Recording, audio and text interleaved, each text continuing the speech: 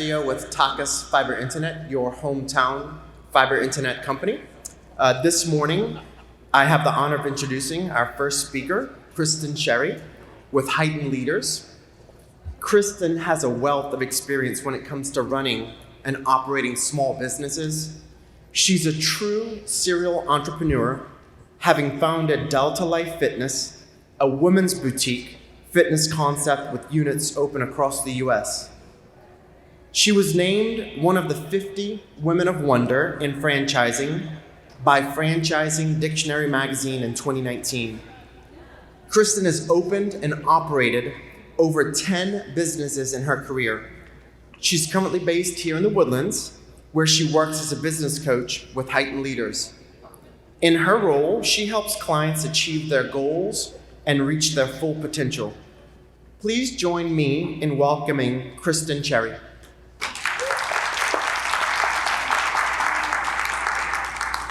Thank you. All right, so I am a big fan of Gary Vee. I don't know if anybody else in this room is a big fan of him, but I love me a good visionary. But Gary Vee does say something that I actually do not agree with. Gary Vee actually says that it is impossible for a team member to care more about a company than the owner itself. Hear me out. We've all seen those rock star employees. They go above and beyond. They give every ounce of energy into what we're asking them to do of a company. We've all seen them. We've all heard about them. Maybe we actually have them currently. Hang on to them if you do. If Gary Vee is right by saying it is impossible for an employee to care more about a company than its owner, how do we find those rock stars? How are those rock stars even possible? My hope today during this presentation are you and your team acing your roles. I hoped to shed a little light on your current team and how they fit into the current roles that you have for them. If you don't currently have a team, this will certainly apply to when you're adding to your team. This concept is going to apply from everything from hiring to developing to coaching to building that team. My expectations today is for you guys to participate as much as possible. Look around this room. Look at how many great minds, how much experience, how much power we have in this room today. So please, stop me, raise your hand, provide some feedback, give me your good tips and tricks, share it with everybody in this room today. There's a lot more minds out here than the one on this stage today. I'm just gonna introduce this concept. I want you guys to actually think through the process whenever I walk you through this, because it is a very simple process, but a very powerful one. And I want you to think through your current situation and the team that you're looking at. And if you're adding to your team, I want you to think about the role that you're about to fill or that you need to fill in your company. So I'm Christin Cherry. I'm a business guide at Heightened Leaders. Heightened Leaders is a business coaching firm here in the community. And we primarily work with entrepreneurs and their leadership teams. So when we bring that team into the session room, we have a lot of good discussions. A lot of open and honest discussions. Yeah, like a little bit of tears, some anxiety, some stress, some really good celebrations though. When we bring those teams into the room, we talk about strategy we either build onto or develop. We talk about the execution of the strategy so that they can hit the goals that they're trying to achieve for their business. But as you can imagine, the people aspect comes up a lot in that room. Core values, culture, accountability, delegation, the organization map, the key performance indicators we talked about or heard about earlier, all those things come up in that session room because I think it's safe to say that that is the biggest piece, maybe the most challenging piece of your business. And if it isn't yet and you plan to grow and scale your business, it will be at some point. You guys have to keep evolving and leaning into how to grow and manage and build a really, really great team. Right? Good. Yes. So, you know what? Darlene brought up right people, right seats. So if you guys have not read the book Good to Great by Jim Collins, write it down. Everybody write it down if you've not read it. It is a must. So what Jim Collins says in the book Good to Great, he talks about right people, right seats, like what Darlene spoke about. And what he means by that is right people on the bus. The right people on the bus means you're hiring a team that aligns with your core values. And I don't mean the core values you just took 10 minutes to write down that sounded pretty. How many times have we seen the word integrity on a core value? I know, it's a good one, I get it, but it's not meaningful, it's not powerful enough. How does your company behave? That's who you want to attract.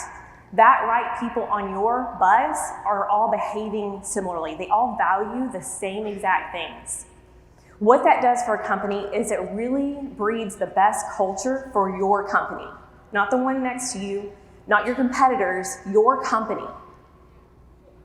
And what that does is build the most beautiful, cohesive team you will ever see. But you've got to put them in the right seats. He says you've got to put them on the right seats in the bus. So what does that mean? That means that you are putting them in a place where they can provide their skill set and where they can really, really provide that passion, the passion that they have. So think culture, everybody fits in, they behave all the same, but then we empower them by putting them in the right seats so that they can provide and they could feel energized and they could feel super passionate and fulfilled about what they're going to do for your company.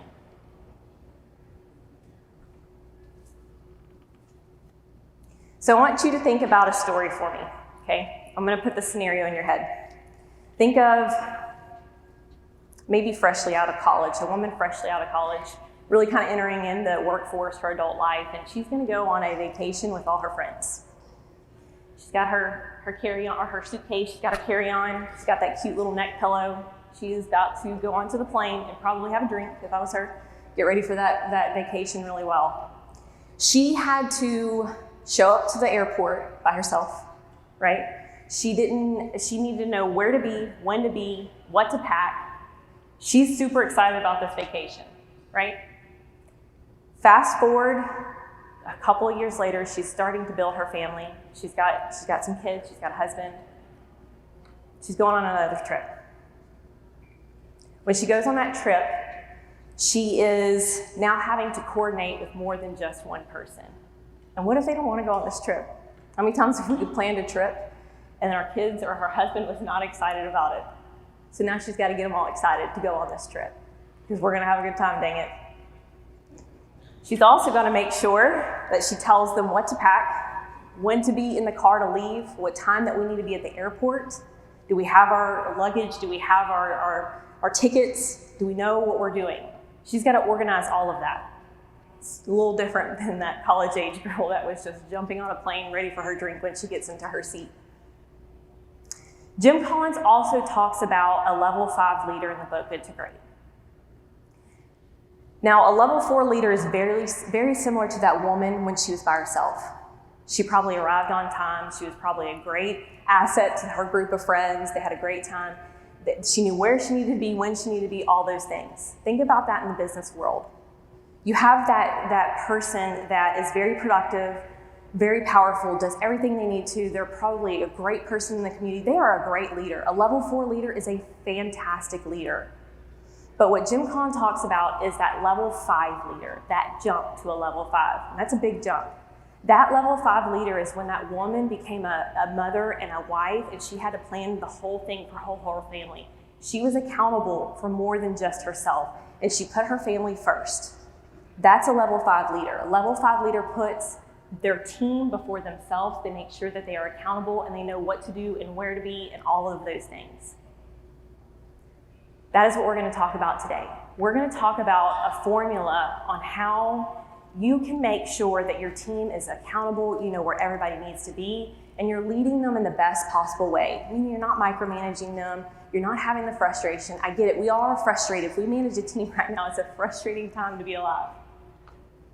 But it's required, right? Again, we have to run a business effectively with a team underneath us. So we could either complain and gripe Or we can empower, we can motivate, we can inspire those teams underneath us. And we can put a system into place that will make sure we know exactly where everything should be and what everybody should be doing and all the things, right? There's a formula. First, before I go into this next slide, who here manages a team?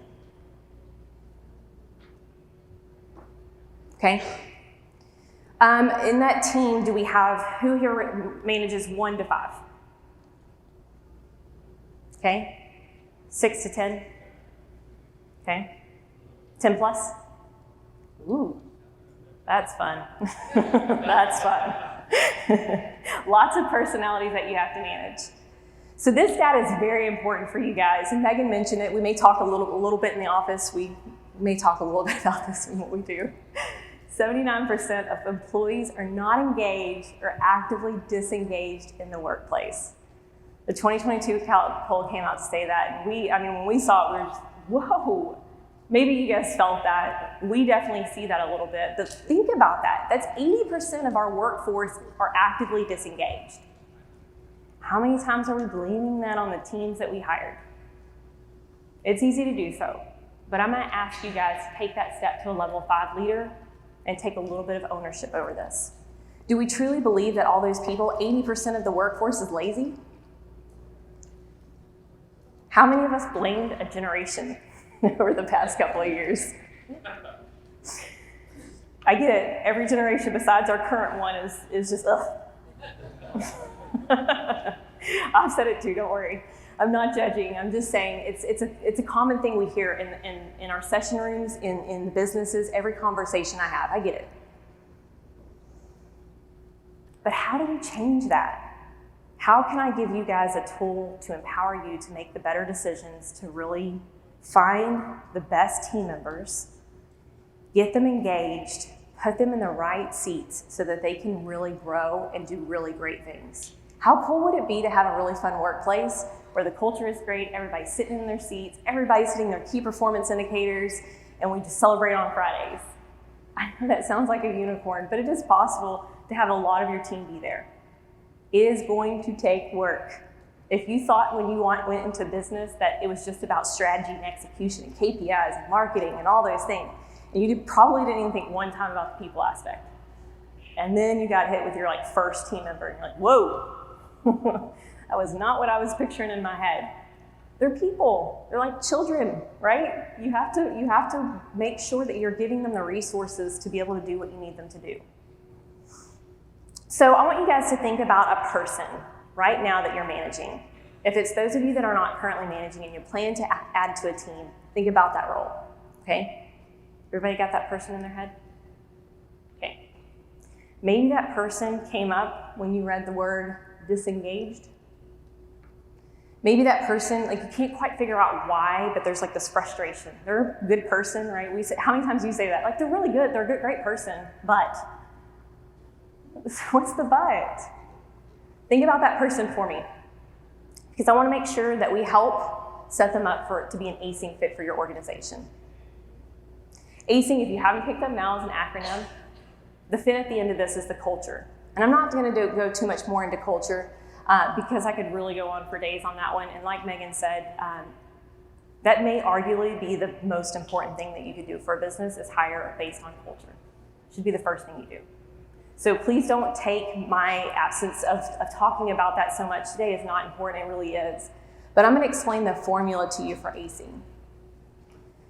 So ACING stands for ability, capacity, interest, need, and genius. So let's break this down. So when you think about ability, think about this on two fronts, mentally and physically. When I say mentally, I mean legally, experience-wise. Do they have the certification or degree that they need to complete the job that you're asking them to? Do they have the ability to go through the process of whatever it is? That one's kind of easier. We tend to see that on the resume a little bit. Again, those are kind of tricky because what Stephen said, they trick you in that interview. But the resume usually tells you the ability aspect. Physically, think about a caregiver. A caregiver is going to need to lift somebody up at some point. They probably do that day in, day out. If they're not physically healthy, that's going to be a challenging thing for them. Burnout may come because that's a lot. So mentally and physically. The next one I want to talk about is capacity. Capacity, think of capacity in two ways. Your brain capacity and your time capacity. So time capacity is, do they have the time in their day, their month, their week, their quarter, their year to do what you're asking them to do? Did you just set up a single mom that has 3 kids at home with a project that requires overtime? You're asking her to choose her company over her family. Ugh, that's hard, right? Company needs it, I'm not arguing that. But I'm saying, are you setting them up for success here? Then think about it mentally. We all have this, or emotionally, we have this emotional capacity. Think about that caregiver. Are you asking that caregiver that may not have the emotional capacity to handle sick patients, sick clients, but you're expecting them to be able to handle that mental capacity? That is going to be challenging. The other one, this one's my favorite. Are we promoting people to a management position and they don't have the capacity to have hard conversations with people? Now, I'd like to think that that's not something you're born with, like you just were ready to have hard conversation. It is something that requires training. But have you provided that training for them? A lot of times we see people, what we say is promoting them out of their competency. So you had that rock star person, they were killing it, and they were so fulfilled. Like they just came in happy every day, they left happy every day, they were productive for the job, all is well. And you're like, you know what? We need more of them. Let's promote them to a manager. Sometimes that works, sometimes that doesn't. But the key there is you have to give them the ability to be able to manage people if they don't currently have it. How are you training them? How are you coaching them? The next one is interest. So we said ability you could probably see on the resume, probably their LinkedIn account profiles. Capacity, that one's you find out a little bit later. That one may be a little bit more difficult, but you can do it. Interest is another one that could be difficult. Interest, think about curiosity and learning. Are they so eager to learn more about what you're asking them to do that when they're at work from 9 to 5 and they take that lunch break, are they scrolling through Facebook? Or are they finding the books to read that helps them improve what they're doing at work? Are they listening to the podcast to and from work because it's so interesting to them? They're so curious on how to get better with that. There's questions you can ask in the interview to help really see what their interests are and if it would be something that they would be interested in. But it could be tied to a project. Are you asking them to do a project that they have zero interest in? It may get done. I'm not saying that it won't get done, but are you setting them up for success? Are they an ACING fit? The next one's need. Very similar to interest, but different. So think interest is learning, curiosity. Need is love and passion. Do they have the love? Go back to that caregiver. If you don't love helping people and providing for sick people, it is not going to be a career that you stay in long. There's a presentation that happens after me. I think it's the one directly after this. It's called Power to Choose. Britt DeVoe is going to be presenting on that one. And if anybody in this room has had a conversation with Britt DeVoe, you know she needs to be where she's at today. Granted, she is a business owner, but I can only imagine she was the rock star employee before, because when you have a conversation with her about what she did before she owned this business, it was very similar, and you see the need for her to have that. It is what fulfills her, builds her up. It is her passion and desire, and it's really cool. So if you're gonna go to that session, you're gonna see exactly what I'm talking about. The last one is genius. So this one is a bit more simple. Thank you, Pat Lencioni. So Patrick Lencioni is a team health expert in my eyes. I'm thinking most. He's written books like Five Dysfunctions of a Team. We've all heard of that one. The Advantage, Death by Meeting. He is like the team health expert in my eyes, and we read and study him a lot because he's great at what he does. About 2 years ago, he came out with an assessment called the Working Genius Assessment. It's where my little gears come from. And what he does is he breaks down work in 6 stages. And it sounds simple, but it is so beautiful because it is incredibly accurate. We put all of our clients through it. And what he says is, two of those 6 components of work, anywhere from like wonder and invention all the way down to enablement and tenacity, like helping and pushing things through. He says that people feel really fulfilled in 2 areas. And on the opposite, they get super drained in 2 areas. So if you're gonna hire somebody for marketing because they just have this great personality and they're very passionate about the product, you could probably bring them in on an interview, tell them to sell you on your product, and they would kill it, right? Maybe because they're experienced and they've done that for a long time, or maybe they're just super passionate about it. However, if you're hiring them to be a marketer and get out in the community and they do not like to galvanize, that drains them, you're gonna have burnout from that employee. Burnout does not come from working too much. How many times do we do something, a hobby, our job, and we do it for 12 hours a day, and we could go run a marathon. Feel like we could run a marathon afterwards. Maybe not run one. We feel like we can run a marathon afterwards because we have all the energy in the world. So why does burnout happen? It's because you are doing too much of the thing that drains you in the job. So I'll use myself as an example. Galvanizing is not my favorite, so this stage is a bit uncomfortable for me. But I am passionate about what we do. I think everyone needs coaching. Executives, business, it doesn't matter. I am very passionate about it. But for me to go out into the community, which you guys see me a lot in the community, but it really drains me. Whenever I leave networking, I love it, I love people, but if I have to constantly talk about what I do, it gets a little draining to me. That's just me. It's not something that I would say I'm bad at. I think I'm okay at it, but it drains me. So if I spent most of my days out in the community promoting what I do or promoting Heightened Leaders, I would experience burnout most days. And that's one really powerful thing that has happened with our clients and with everybody at the table group and Pat Lencioni's team has introduced, is understood where their geniuses lie. And if you don't have a team member in their genius, you're gonna burn them out. I'm not saying that they won't do it. I need to galvanize. I'm in business, right? I have to galvanize the business, but I plan it accordingly.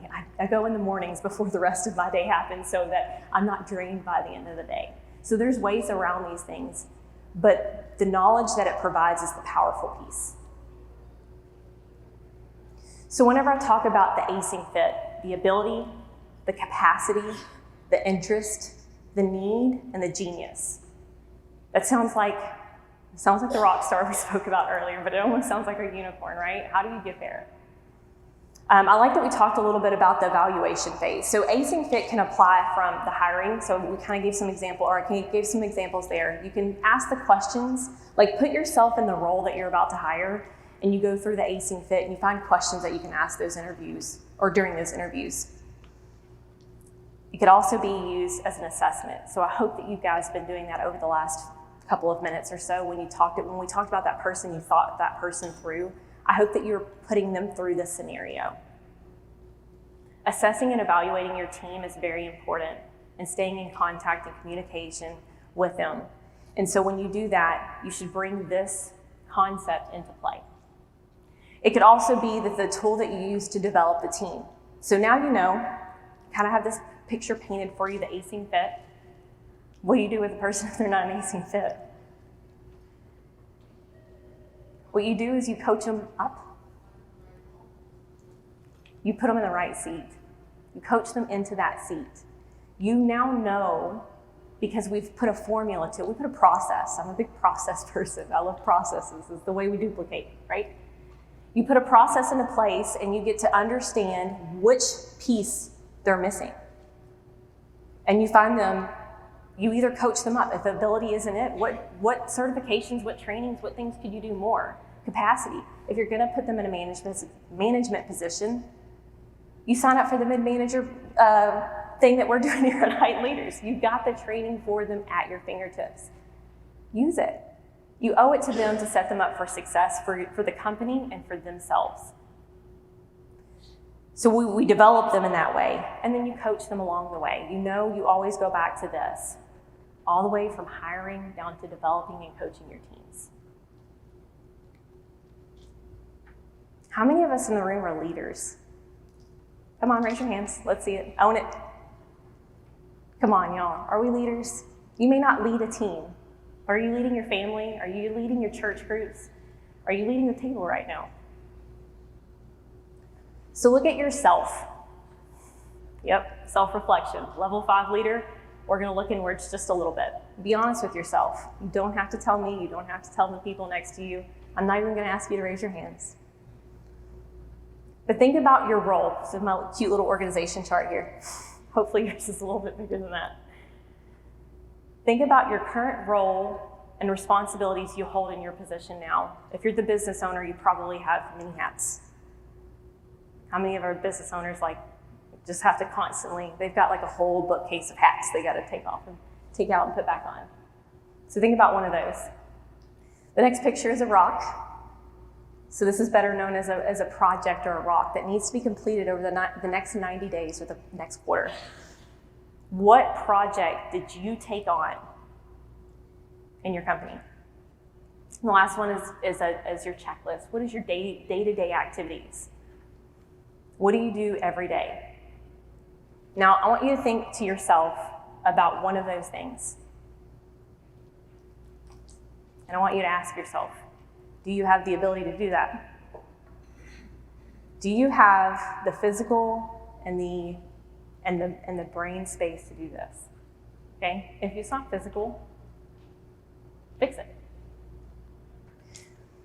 Capacity. Do you have the capacity to hold all of those roles? Do you have the capacity to bring on that project? I imagine if it was a project that you decided that the company was needing to move forward to get closer to a goal, it's probably an important one. And if we said, I'll do it because I don't trust anybody else, is it gonna get done well? Is there somebody on your team that maybe could do it better than you? Hope I didn't step on toes just there. Interest. Are you even interested in the roles that you're having to step into? Or should you be looking to hire that next person? Listen, hiring your first team member, or even your second or third, fourth, fifth, 20th, 21st, it's all hard. It's very scary, okay? Because you're inviting somebody into your culture and your environment, and they're gonna add something to it. Positive or negative, they're adding something to it. Hopefully it's positive. Hand that off to that person that could be interested in doing that. Need. Do you love to do it? Do you love to do what you're doing right now, or should you elevate yourself up and delegate to somebody else because the passion's just not there? If you're managing or owning a business right now, you owe it to the people you're surrounded by, to your family, and to the company itself to have that need. And last but not least, do you have the genius to get it done? Again, we can put ourselves in uncomfortable situations, but if we're putting ourselves in an uncomfortable situation repeatedly all day, all week, all month, you're gonna experience burnout. And it goes back to that same thing. If your company needs it, if the people around you need it, and you don't have the genius, so you're gonna just barely do it, or you're gonna come up a little short, it's okay. Own it. Extreme ownership, right? But there's something that you guys can do about it if you're currently managing a team. So I want you to ask yourself, are you an ACING fit for the current role, the project, or the task that you're doing? If you're not an ACING fit for that, delegate. That is a very hard thing for a lot of us to do, is to delegate. Whatever reason it is. If you've not read the book, Who Not How, that's probably my favorite delegation book. When you finish reading that book, you're gonna hire a dishwasher, a lawnmower, a cleaning lady. You're gonna outsource your children to do stuff because it's gonna be like, whoa, that's powerful. But we don't typically delegate for whatever reason it is. Trust, we don't have the people, maybe the money is not there. I get it, it's dynamic, but there's people around us doing it. So if we want to be that level 5 leader, we either blame our surroundings or we step into that level 5 leader role and we make a difference. So I want you guys to help me. 1, prove Gary V wrong. It is possible to have a team member that cares just as much or more about your company. I have seen it, I've experienced it, and it's beautiful. Also help me lower that 80% of a disengaged workforce. You guys in this room have the power to do so. It's not gonna be easy. I'm not telling you that. I gave you a simple formula, Bill. It looks real cute, right? Wait till Monday morning when we try to start implementing this. But it takes work. Nothing's gonna happen perfectly the first time. You've gotta keep working on it because people are the biggest part of the company a lot of times. And if we're not continually growing it like we are in marketing, like we are our operations and our accounting, then you're missing out on a huge opportunity to feel fulfilled and to provide a fulfilled workplace for your teams. So again, I'm Christin Cherry with Heighten Leaders. If this conversation intrigued you and you want to talk more, let's talk. But let's open it up to some questions.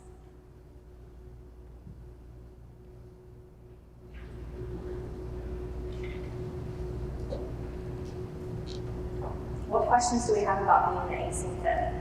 How do we see this working out? Can we fit this into our current processes and systems?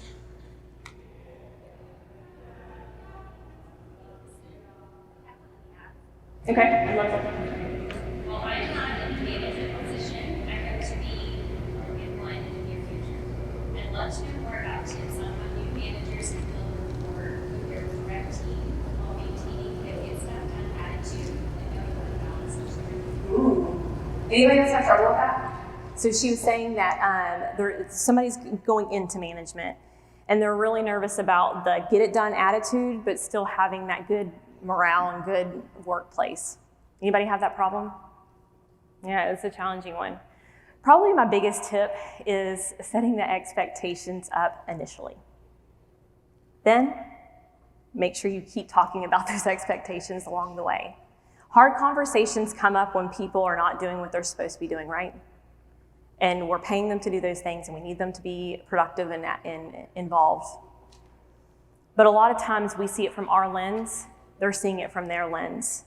And maybe there's not that really good section or that place for us to have a conversation. How intimidating would it be to go to your boss and say, hey, I don't know what I'm doing?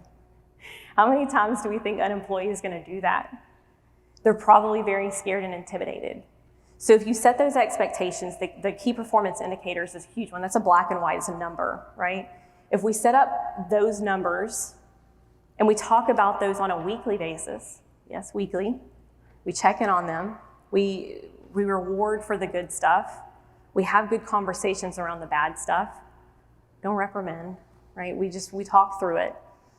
Then you have this open and honest work environment where people feel a bit more comfortable to go and approach and have those conversations.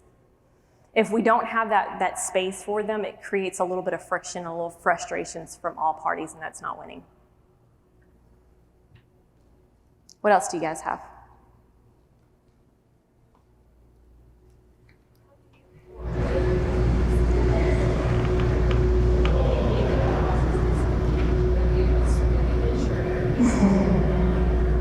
That's a great question, because we definitely hear this often, right? That's actually where that genius comes in. So Pat Lencioni breaks it down into 6 components. Again, it's wonder, invention, it is discernment and galvanization, and it's enablement and tenacity. So every stage of work. And some of us are a bit more tenacious and head down.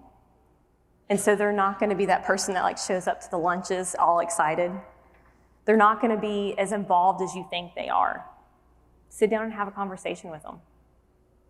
Sit down and talk to them. They may feel disengaged, or they may seem disengaged, but that might be the way they are. Now, if we're hiring on culture, and those lunch parties are a thing, and we want them to come and join in, we need to make sure that that's a comfortable setting for them.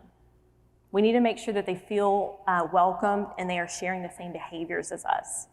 So there's a way to get back in with them and talk with them, but make sure that they're culturally going to fit in with the rest of us. That's a great question. Christin, what would be your suggestion if you realize you have an employee who's in the wrong seat on the bus, but you don't have an open seat for them on the bus? It's a great question. So he says, if you clearly see they're not in the right seat, but you don't really have that seat for them open just yet. That probably happens more times than not, right? As we grow, we don't just throw people in seats. But what you could do is find out what part of that seat that they're going to be an ACING fit for and try to bring it into what they're currently doing. So at Heightened Leaders, so think about an organization chart. And I hope that you guys follow this as well, but it's something that we talk about. We talk about how there's only one person and one seat. How many times do we share a seat? And by seat, I mean a roles and responsibility, the job description. How many times do we both share that same responsibility, and when something drops, you're like, wasn't me. She had it. So one person in a seat, and you want to move them into a new seat, but our company isn't quite ready for it just yet. So how can we start bringing in some tasks and stuff for that person? So maybe we create that box. It has its shell. It has the roles and responsibilities, but we can't quite move them over to that yet. However, we could still have some of the tasks that they're doing so they feel more fulfilled in that area. And we slowly make that transition. Because I imagine making just like, oh, you're on the wrong seat, let's move you to the back of the bus. That causes a big uproar, right? So it's really a smoother transition. So that really would apply to either when you are moving them or you don't quite have that seat. Is that helpful? Kathy?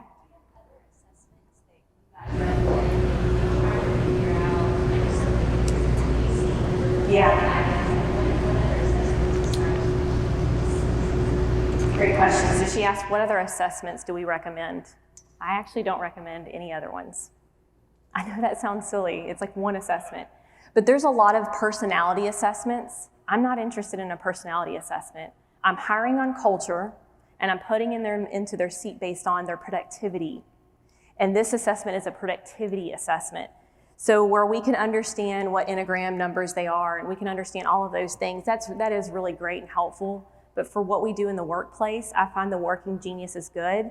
And the reason that we only stick with that one is because common language is important. If you guys don't have common language at your current company, I encourage it. We bring in Working Genius language into our culture, and we bring it into our team's cultures. But if you guys are all talking the same, you're very cohesive, you're all aligned. And so those really cool, fun buzzwords in your office resonate a little bit deeper. So that is why we actually only do one assessment. That's a great question. We have time maybe for one more.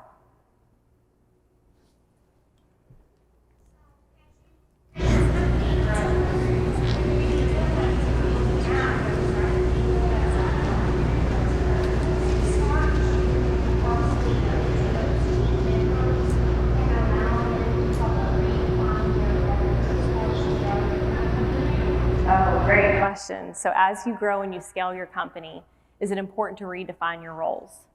100%. Yes. However, don't do it throughout your quarter.